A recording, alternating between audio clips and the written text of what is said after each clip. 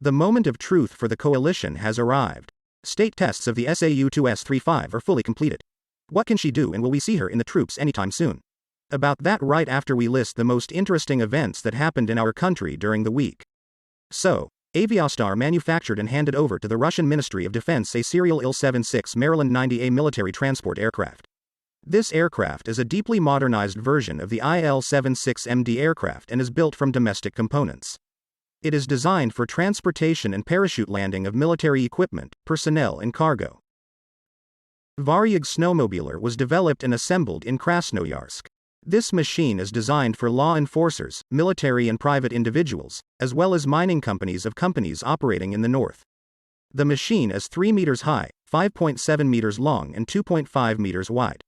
Developers say that Varyag is not afraid of temperatures of -60 degrees Celsius. Rosatom shipped the first reactor for the Chukotka nuclear icebreaker. The designer, complete supplier and manufacturer of RITM-200 internals is Afrikantov OKBM Afrikantov. Chukotka will be the fourth serial icebreaker of Project 222.20. The RITM-200 reactors have shown themselves to be excellent in operation. A gymnastics center was opened in Tobolsk. The constructed center includes a 1,500 square meter gymnasium with changing rooms, showers and spectator seats for 350 people, 4 halls for choreography, fitness and early development school for children from 2 to 4 years old, a hall for children with disabilities and a hall for individual training.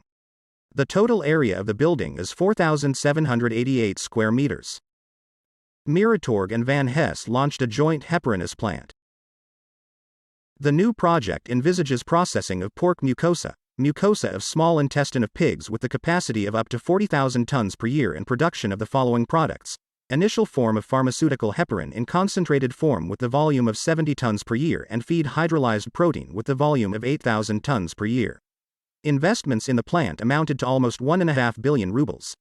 Engineers of the capital plant have developed and produced a connecting optical cable for work in the field, allowing to provide high-speed data transmission. The company has already produced 100 sets of about 1 kilometer of cable. The enterprise has a hermetic shell that protects it from external influences, mechanical and climatic. This ensures high-quality data transmission and continuous operation of the diagnostics and monitoring systems. Specialists of Reshetnev JSC have developed base Earth stations for the new satellite communication system SCIF. 3 stations are planned to be installed in Murmansk, Norilsk and Anadyr, each with 4 antenna posts. The SCIF system is designed to provide high-speed broadband access to the internet using small-sized terminals of the FSAT type. A modern complex for the production of nonwoven materials was launched in the Tula region. The output volume will be 16,000 tons annually. The plant will manufacture nonwovens from multiple layers of spambond and meltblown using a die-blown process. They have a number of advantages over other textile products because of their low production costs, improved consumer properties. Construction of a new plant for Almaz Antech concern was completed in Rudnevo Technopark. It is a major designer and manufacturer of air and missile defense systems. The enterprise was erected in record time. Now one place will provide the entire process from assembly to final testing, which will allow to maximize the production of air defense systems as quickly as possible. Now, about the coalition. What was long talked about from the high tribunes of our Defense Department and its scientific and production contractors has finally come true. Rostec reported on the completion of state tests in the long-awaited, discussed, knowingly criticized, so far without merit, vaunted and just acutely needed by our Army's self-propelled artillery unit, Coalition SV-2S-35. Why so many different epithets? First of all, because the Army needed such a tool yesterday. Yes, the Lancet has proven to be a remarkable counter-battery weapon. And the 700th episode with its use. This is only from the number of fully recorded and somehow achieved goals that happened the other day, shows how quickly this instrument of war has taken root in the firing circuit of the Russian Army. The MSTAS with the Krasnopol D also did a lot of interesting things, and it may have had more successful hits than the excellent and, most importantly, quickly put on stream Russian drone. But its possibilities, which will be in demand for a long time to come, are still, shall we say, not limitless. It is by no means a whipping boy in counter-battery warfare, but as a long arm it is already inferior to the best NATO systems. Hers was to be the long arm of a coalition whose official combat debut had been continually delayed. although it is obvious that part of the state tests took place in the most combat conditions. This Scopter shot is said to be one of the few recorded appearances of a 2S-35 with a welded brazier in a combat zone, but it is of course impossible to make out exactly. The most recent references to her alleged involvement in the fighting date back to early this September. In one of the videos, something that could be mistaken for SAU 2S-35 came under fire from HIMARS, but was able to leave the battlefield on its own. About a month before that, Rostec published a release that the production line was ready for serial production of the vehicle and pre-production batches of the coalition began to be assembled before the end of the tests, in the successful outcome of which no one in the concern doubted the successful outcome. Be that as it may, now these tests have been officially left behind, and judging by the statements of Rostec representatives, all the main parameters declared by the main developer Nizhny Novgorod Research Institute, Burevestnik, have been fulfilled. The coalition was originally planned to be done with 2 tables, but that idea was abandoned. Otherwise, the layout remains the same. Let us remind you what exactly the coalition is most interesting in addition to the declared record range of up to 80 kilometers. Firstly, it is not just a UAS in the usual sense, but rather an automated combat system, where the main task of the crew is to control and direct the actions of essentially a combat robot.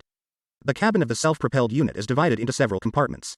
In the unmanned combat section, automatic formation of the future shot takes place, while the crew in the protected cockpit monitors the main parameters by readings of digital instruments. The vehicle was designed as part of a net-centric tactical control system with a unit for processing intelligence information from all possible sources, including drones, visual inspection, aerial and satellite reconnaissance. In addition to its net-centric capabilities, the vehicle was claimed to have its own artillery reconnaissance system for detecting enemy guns and further defeating them. The high rate of fire is accomplished by gaze-less loading with special plastic cartouches. The range is aided by the gun's 52 caliber length, which is about 8 meters. The increased accuracy of the system is given by the entire Krasnopol line of projectiles, including the Krasnopol D with the original satellite guidance unit. Here's the same unit that screws into the Krasnopol D in place of the standard fuse. It makes the guided projectile all-weather and gives it a SEP of 2 to 3 meters. These munitions had already proven to be extremely effective and lacked range, such as the level of the American Excalibur projectile. If the stated parameters are to be believed, there is no longer such a backlog. Extensive automation, excellent situational awareness, and increased rate of fire give the coalition the ability to engage in a fire raid mode, sending multiple projectiles at once and simulating a salvo of multiple guns. Plus other nice little things in the form of the proven T-90 tank chassis, which gives increased mobility, a perfect fire suppression system and unique barrel cooling technology. All these capabilities were declared at the level of technical specifications, and Rostec concern confirmed their fulfillment in the finished machine. All of these combined qualities make the coalition by far the best self-propelled interspecies artillery system in existence. But we will not be in a hurry. We make notes for ourselves and wait for news from the fields. I think they will not keep us waiting. Now the war machine has gained momentum in the urgently needed things the army knows how to do quickly. The closest example is the remote mined farming system, which has already played an invaluable role in the summer events.